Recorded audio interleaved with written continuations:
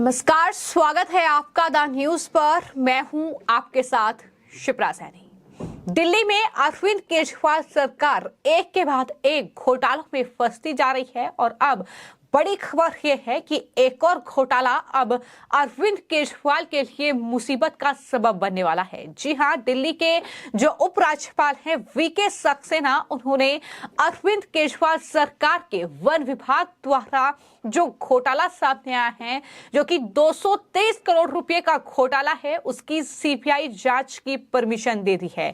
यानी अब इस पूरे मामले में सीबीआई जांच होगी और हो सकता है कि दिल्ली के मुख्यमंत्री अरविंद केजरीवाल पर भी ये जांच की आंच आए, क्योंकि पहले ही शराब घोटाले में वो फंसे हुए हैं।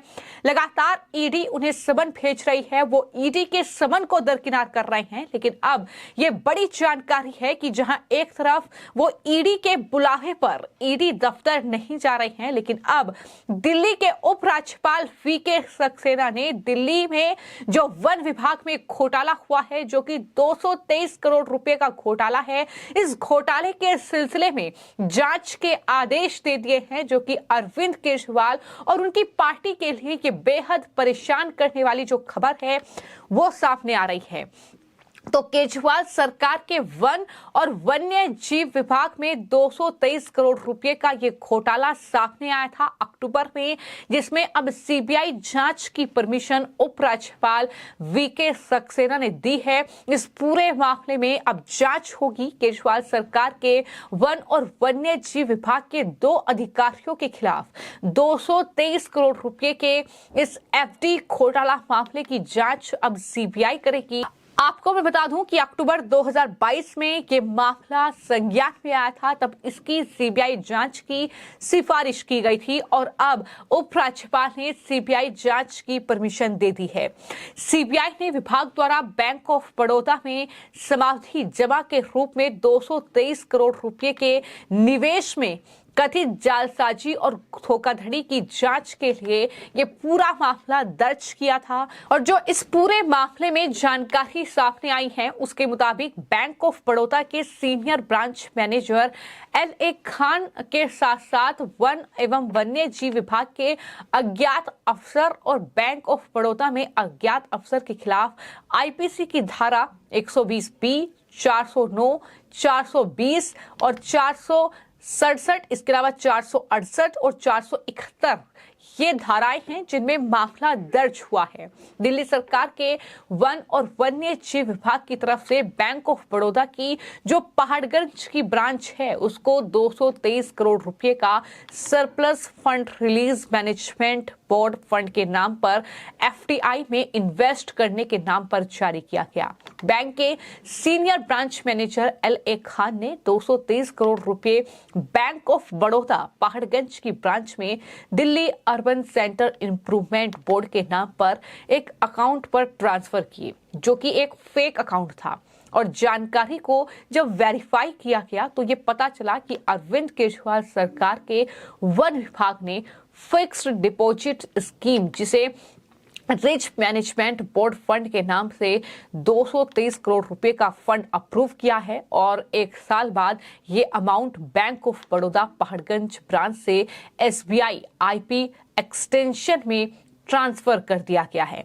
तो इस पूरे मामले की जांच जब हुई तो ये पता चला कि बैंक ऑफ बड़ौदा के senior bank manager LA Khan ने वन एवं वन्य जीव विभाग के अज्ञात अफसर के साथ मिलकर गलत तरीके से फर्जी लेटर के सहारे 223 करोड़ रुपए Delhi urban centre improvement board के अकाउंट में ट्रांसफर किए हैं।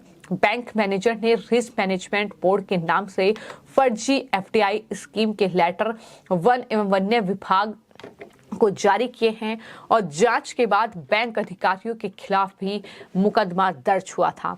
जब उपराज्यपाल ने विभाग के 2 अधिकारियों के खिलाफ भी केस चलाने की परमिशन दी है। अब एक और घोटाला दिल्ली में अरविंद केजरीवाल सरकार की गले की फांस बन सकता है, क्योंकि पहले ही शराब घोटाले में लगातार मुश्किलें अरविंद केजरीवाल के लिए बढ़ रही हैं। जिस तरीके से 2 नेता जेल में हैं, पार्टी के बड़े नेता, और उसके बाद अब अरविंद केजरीवाल को समन मिल रहा है। लेकिन अब जिस तरीके से ये बड़ी जानकारी सामने आई है कि ये फॉरेस्ट और वाइल्ड लाइफ विभाग जो दिल्ली सरकार का है, उसमें जो 223 करोड़ रुपए का घोटाला हुआ है, जो कि अक्टूबर में सामने आया था, लेकिन अब दिल्ली के उपराज्यपाल वीके सक्सेना ने इस पूरे मामले में सीबीआई जांच के आदेश दे दिए हैं। कितनी गिरफ्तारियां इस पूरे मामले में होगी, क्या कुछ जांच होगी, ये आने वाले वक्त में देखना होगा। लेकिन फिलहाल ऐसा लग रहा है कि एक और घोटाला जिसमें कहीं ना कहीं अब जांच की आंच जो है वो अरविंद केजरीवाल तक पहुंच सकती है।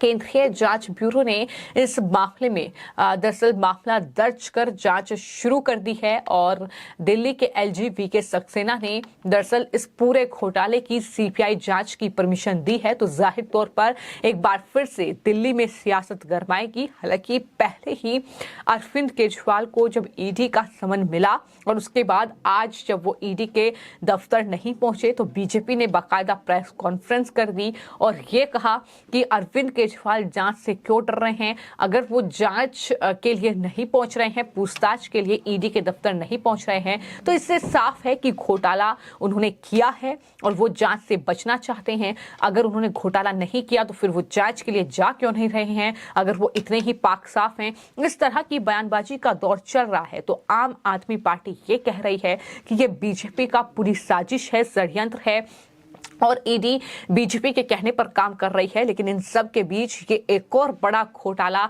दिल्ली में वन विभाग के द्वारा, ये 223 करोड़ रुपए का घोटाला, जिसकी सीबीआई जांच की परमिशन अब उपराज्यपाल वीके सक्सेना ने दी है। और जाहिर तौर पर इसमें केजरीवाल सरकार के 2 अफसर हैं जिन पर जांच जब बैठेगी तो जाहिर तौर पर यह खुलासा होगा कि ये अफसर जो है किसके कहने पर काम कर रहे थे और किस तरीके से इस पूरे घोटाले की कहानी रची गई थी।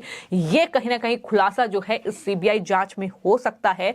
तो एक और ये बड़ा घोटाला है। अगर दिल्ली में अरविंद केजरीवाल सरकार में घोटालों की बात की जाए तो जाहिर तौर पर उसकी लिस्ट जो है वो बहुत लंबी है। फिर चाहे वो शराब घोटाला हो, फिर चाहे वो जल बोर्ड घोटाला हो, या फिर ये फॉरेस्ट घोटाला हो। इसके अलावा मैं आपको ये बता दूं कि क्लासरूम घोटाले से लेकर डीटीसी बस घोटाला, ये तमाम अरविंद केजरीवाल उनकी सरकार के वो घोटाले हैं जो फिलहाल अरविंद केजरीवाल के लिए मुसीबत का सबब राजधानी दिल्ली में बने हुए हैं। और सियासत भी इन घोटालों को लेकर चरम पर है। बीजेपी जहां केजरीवाल से जवाब मांग रही है तो वहीं केजरीवाल ये कह रहे हैं कि हम कट्टर ईमानदार हैं और ये घोटाले हमने नहीं किए हैं, ये साजिश हमारे खिलाफ रची जा रही है। लेकिन इस घोटाले में क्या जांच सीबीआई करेगी और किस तरीके से ये जांच आगे बढ़ेगी, कौन से नेताओं पर जांच की आंच पहुंचेगी, ये भी देखना होगा। फिलहाल आपकी इस पूरे मामले को लेकर क्या राय है, हमें कमेंट बॉक्स में जरूर लिखें। धन्यवाद।